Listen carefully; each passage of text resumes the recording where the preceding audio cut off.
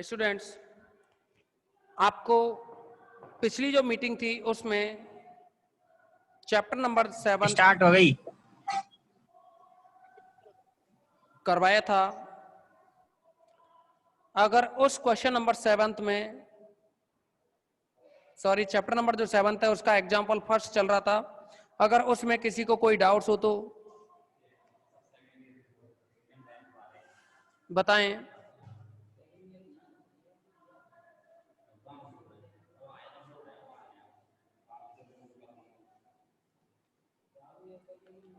सभी स्टूडेंट बताएं, कोई डाउट्स हो तो।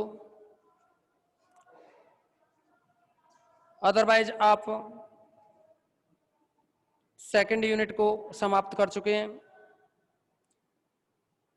इसमें जो क्वेश्चंस हैं, देखिए सभी मेथड आपके लिए नहीं है। जैसा कि आपको बताया ट्रेपीजॉइडल समलंबी और ट्रेपीजॉइडल या समलंबी और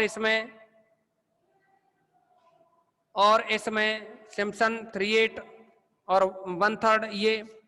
तो आपको क्या है कि जो क्वेश्चन करने हैं एग्जाम्पल तो रहेंगे first, second, third, fourth, fifth, sixth, seventh.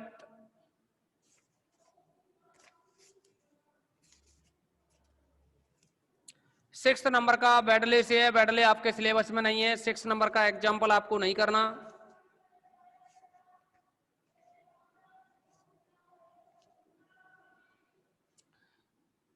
यानी केवल 5 तक तो आपको एग्जाम्पल करने हैं। फिफ्थ के बाद में आप एक्सरसाइज में जो क्वेश्चंस हैं 7th में, उनमें question number first, second, third, fourth, fifth, sixth, seventh, eighth, ninth,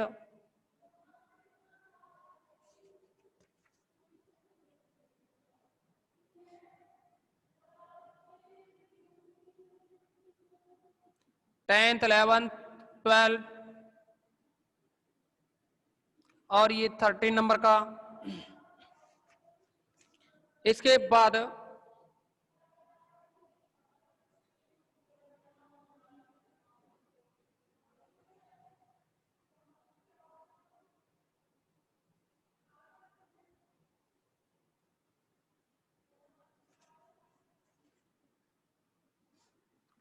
चौबीसवें number का क्वेश्चन,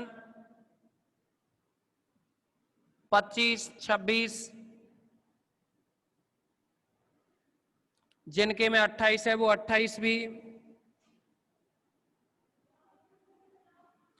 और 29, 30 ये क्वेश्चन है आपके सिलेबस में इस बुक के अकॉर्डिंग। अब अगर यहां किसी भी स्टूडेंट को कोई प्रॉब्लम आई हो तो कमेंट्स में बताए। किसी भी क्वेश्चन में कोई प्रॉब्लम हो तो कमेंट्स में बताए। जिन लोगों ने घर पे ये क्वेश्चन किए हो, क्वेश्चन सारे एक जैसे हैं। अगर किसी क्वेश्चन में ये नहीं कहा गया हो कि किस मेथड से करना है तो उसमें आप ट्रेपीजॉइडल या सिम्पसन 1/3 या सिम्पसन 3/8 का कोई सा भी रूल्स लगाएं तो बताएंगे कमेंट्स में कोई डाउट्स। अदरवाइज हम नेक्स्ट यूनिट पे पहुंचेंगे।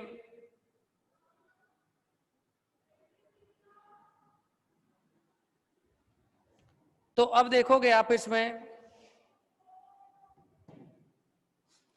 थर्ड यूनिट होमवर्क में आप इनका स्क्रीनशॉट लें, जो आपको करने हैं क्वेश्चंस, इनका स्क्रीनशॉट ले लीजिएगा। अब जो आपकी यूनिट है थर्ड, इस थर्ड यूनिट में आपका जो चैप्टर है 8वां और 9वां है, और इन 8वें और 9वें चैप्टर में भी पहले आपको जो विधियां हैं उनके बारे में बताएं। इनमें से 9वां चैप्टर पहले कराएंगे, इसीलिए 9वें चैप्टर की जो विधियां हैं उनको देखें आप। इसके बाद 8वें नंबर का चैप्टर कराएंगे।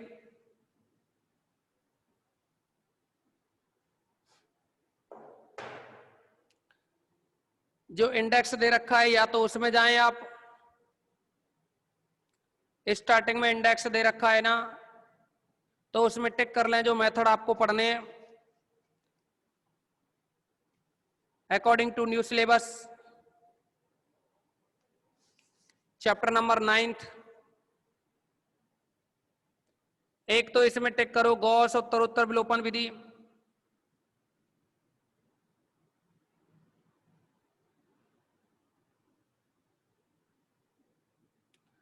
गॉस उत्तरोत्तर विलोपन विधि।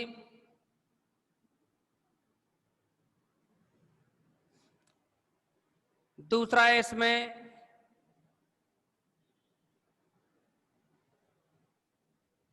गॉस जॉर्डन विधि।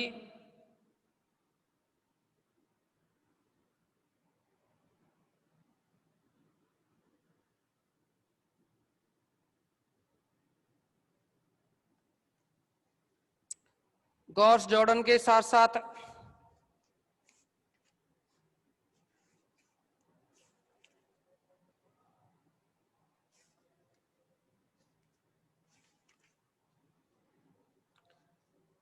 एक और विधि रहेगी इसमें चॉलस की विधि।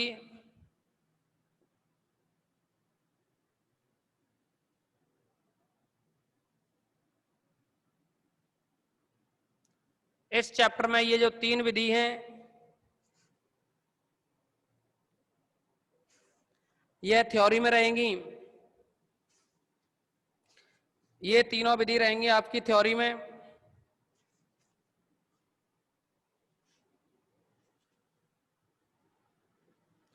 लेकिन 2 विधि और है इसी चैप्टर में जो कि प्रैक्टिकल में रहेंगी। एक है जैकोबी पुनरावृत्ति विधि,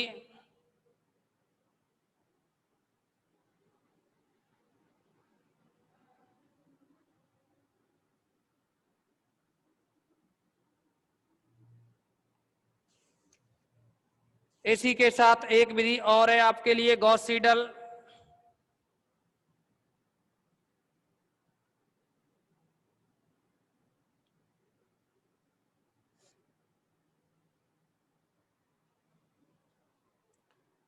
तो ये विधियां रहेंगी यहां।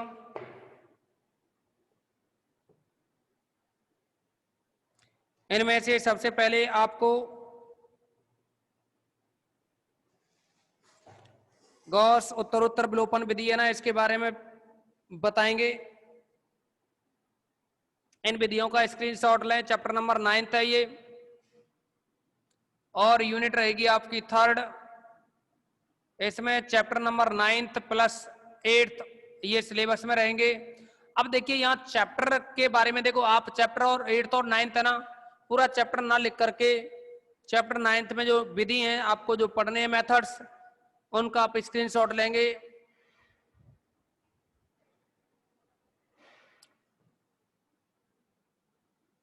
यहां से आगे हम इस गॉस उत्तरोत्तर विलोपन विधि को आपको समझाएंगे। तो इस गॉस उत्तरोत्तर विलोपन विधि, जैसे कि आप विलोपन विधि पढ़ते हैं ना 9th-10th क्लास में, तो मेथड तो वही रहता है, मेथड तो सेम वही रहता है उन्हीं की तरह, बस इक्वेशंस बढ़ जाते हैं।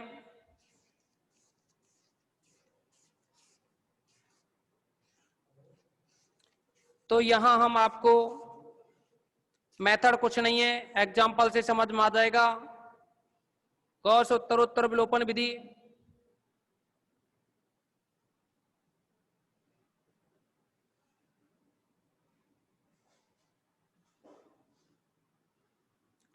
एग्जाम्पल नंबर 3rd है।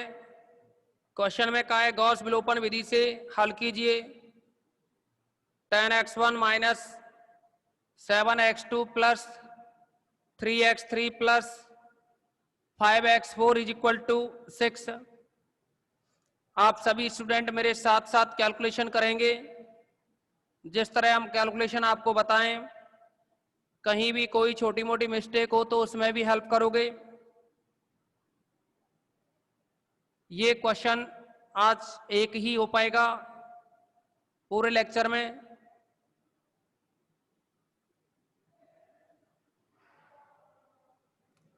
Three x one plus x2 plus 4x3 plus 11x4 equal to 2। 5x1 minus का 9x2 minus 2x3 plus 4x4 is equal to 7। ये आपके पास क्वेश्चन है, चारों इक्वेशन दे रखी हैं।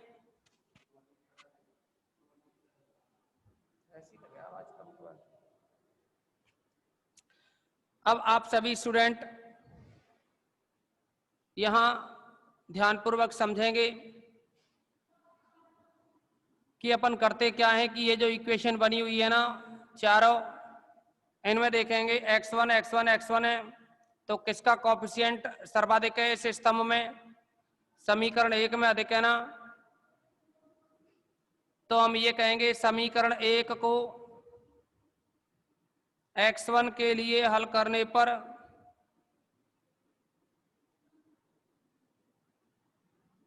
देखिए मैक्सिमम जो कोएफिशिएंट है x1 का प्रथम स्तंभ में सबसे बड़ा गुणांक यहां है जो कि पहले समीकरण में है, ये 10x1 है। तो करेंगे क्या, अपन यहां से x1 की वैल्यू निकालेंगे और इन सभी समीकरणों में रखेंगे। तो x1 की वैल्यू निकालने के लिए ये 10x1 है इक्वल में 6 है plus 7x2 minus 3x3 minus 5x4 यह बन जाएगा। इसको 10 से भाग लगाओगे तो एक अंक बाद पॉइंट लगता जाएगा, एक अंक बाद पॉइंट लगेगा, ये बन जाएगा यहां। और ये तो रहा x1 की वैल्यू। अब इस x1 की वैल्यू को हम समीकरण 2 3 4 इनमें बारी बारी से रखेंगे। तो पहले समीकरण 2 में रखें तो माइनस का 6 और फिर है साथ में x1 और x1 की वैल्यू है 0.6 प्लस का 0.7x2 माइनस का 0.3x3 माइनस 0.5x4 फिर है यहां प्लस का 8x2 minus x3 minus 4x4 equal to 5। जैसे इसकी कैलकुलेशन हम करें तो यह बन जाएगा x2 वाली टर्म बनेगी देखो -6 इंटू 0.7 करोगे तो माइनस का 4.2x2 बनेगा, इधर प्लस का 8 है, कैलकुलेशन करेंगे तो 3.8 आ जाएगा x2। x3 वाली टर्म देखें माइनस माइनस प्लस होगा, प्लस का 1.8 x3 बनेगा और यहाँ -1 है तो ये रह जाएगा प्लस का 0.8 x3। अभी x4 की बात करें तो 6 का गुणा 0.5 से करेंगे तो 3 आएगा, वो भी माइनस माइनस प्लस, लेकिन माइनस का ये 4 तो माइनस का 1 x4 बचा इक्वल में 5 है और यहाँ बनेगा माइनस का 3.6। 6 गुणा 6 करोगे तो 3.6 आएगा, 0.6 से करने पे उस 3.6 को राइट साइड में 5 के साथ ऐड करोगे ये बन जाएगा 8.6। इस इक्वेशन को हम यहां लिख रहे हैं, लेकिन लिखने का तरीका कुछ इस तरह से कि x1 का मान समीकरण 2 3 4 में रखने पर, समीकरण 2 3 व 4 में मान रखने पर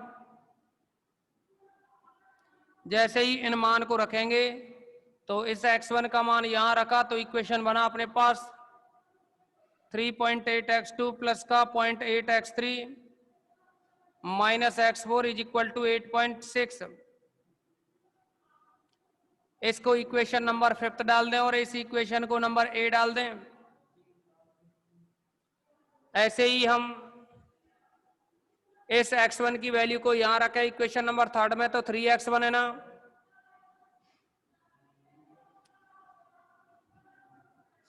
यानी 3x1 तो x1 की वैल्यू ब्रैकेट में लिख दी, इसके साथ में प्लस का x2 प्लस 4x3 प्लस का x2 प्लस का 4x3 और ये है प्लस का 11x4 इक्वल टू 2। इसकी भी कैलकुलेशन करें हम तो यह बनेगा 2.1x2 यहां से आएगा, प्लस का 1 यहां से आएगा तो 3.1x2 हो जाएगा 3.1x2 हो गया, फिर यहां बनेगा 0.9x3 माइनस का, और यहां है ये 0.4x3 प्लस का, यानी प्लस का 4 माइनस 0.9, तो ये बना 3.1x प्लस का 3.1x3, x4 वाले कलेक्ट करें 3 इंटू 0.5, तो 1.5 रहा ये नेगेटिव में, और ये प्लस में है 11, तो 11 माइनस का 0.5 करोगे तो 9.5 बचेगा प्लस का। x4 इज इक्वल टू, ये बना 1.8 प्लस उधर माइनस हो जाएगा ना, तो 0.2 बचेगा ना। ये इक्वेशन नंबर आप 6 डालेंगे। अब ऐसे ही इस x1 का वैल्यू यहां रखेंगे इक्वेशन 4 में, तो 5 इंटू x1 बनेगा, तो यहां आएगा 5, फिर है माइनस 9x2 माइनस 2x3, यानी माइनस का 9x2, और ये है यहां माइनस 2x3 प्लस में 4x4 इज इक्वल टू 7। तो यहां आप इसको भी सॉल्व करोगे, 3.5 तो यहां आ जाएगा, और यहां माइनस का 9 है, तो माइनस का बचेगा ये 5.5x2। इसी के साथ यहां मल्टीप्लाई करेंगे, तो माइनस का 1.5 आया, और यहां से माइनस का 2, तो ये बन गया माइनस का 3.5।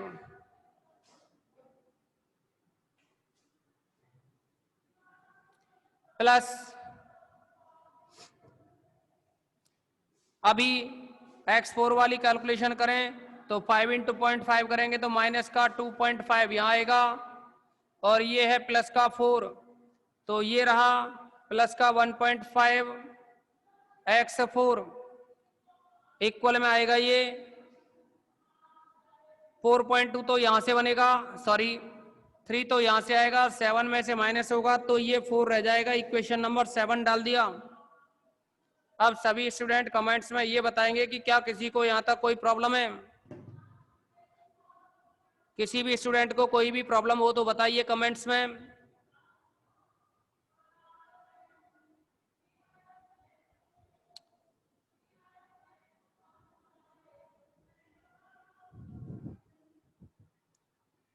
बड़ा करो इनको, बड़ा करो इसको, उसको ऐड करो।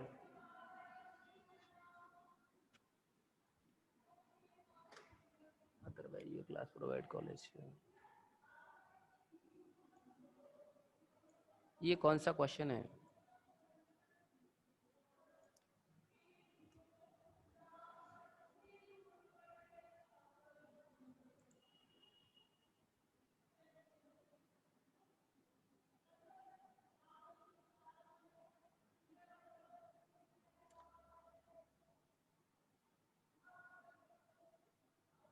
सोनम पोशवाल, अरे ये एग्जाम्पल 3 है, चैप्टर नंबर 9 और आपकी यूनिट नंबर 3 चल रही है, 8वें चैप्टर से और 9वें चैप्टर से मिला करके, और आपकी ये यूनिट होती है 3, लेकिन इनमें भी सभी जो मेथड हैं वो सिलेबस में नहीं है,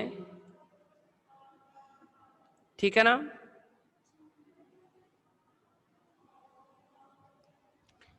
अच्छा, अब देखो यहां से आगे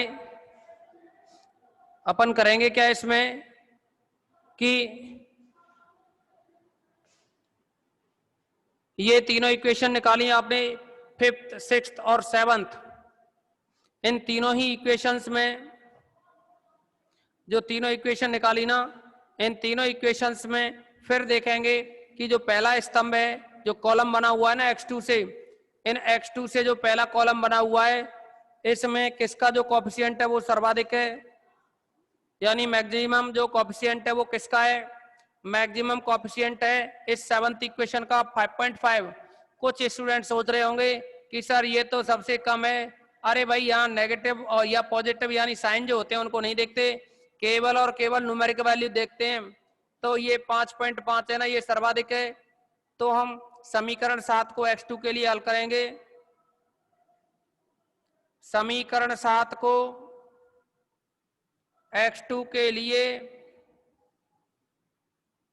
हल करने पर,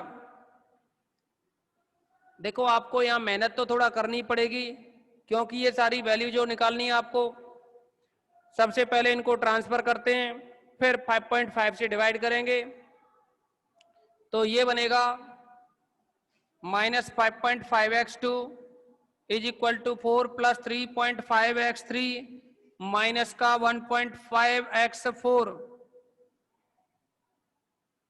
अब इसमें जैसे ही हम इस कैलकुलेशन को करेंगे तो आप देखेंगे इसमें कि यहां तो हमें x2 की वैल्यू निकालनी है, तो 5.5 से डिवाइड करना है 4 को, यानी अगर हम x2 की वैल्यू निकालें तो डिवाइड करना है, 4 को डिवाइड करना है -5.5 से,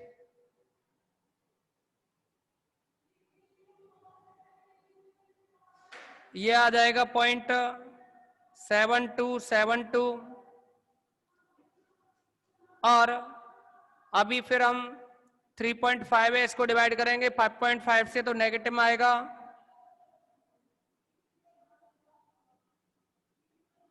यह बन जाएगा 0.6363।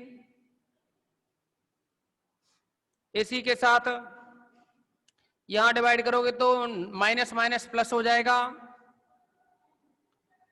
और माइनस माइनस प्लस हो गया, 1.5 को 5.5 से डिवाइड करेंगे,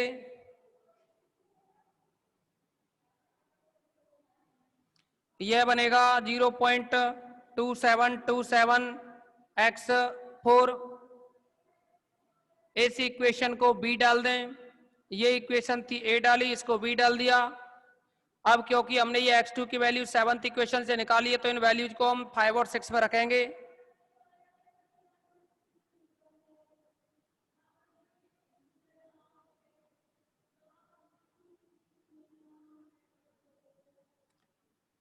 जैसे ही इन वैल्यूज को समीकरण जो 5 और 6 है इनमें रखेंगे तो हम प्राप्त करेंगे इसमें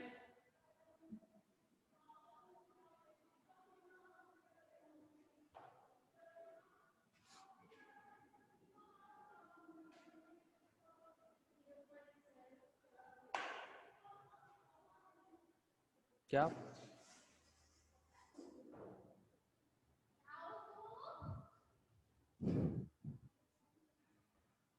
अच्छा नेगेटिव में, हाँ नेगेटिव में ही आएगा, वो पॉजिटिव है, उसको सही करते हैं अभी।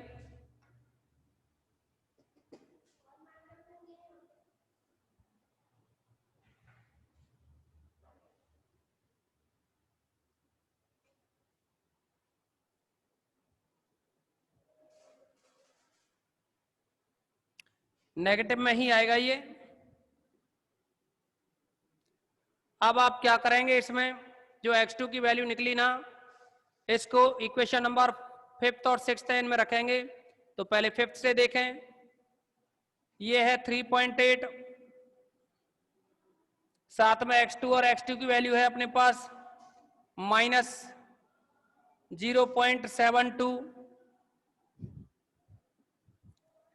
-0.6363x3 और प्लस का है ये 0.2727x4। अभी हमने यहां ओनली x2 की वैल्यू रखी है, फिर इसके बाद में प्लस का 3.1x3 प्लस का 3.1x3 प्लस का 9.5x4 इक्वल टू 0.2। इस कैलकुलेशन को करेंगे,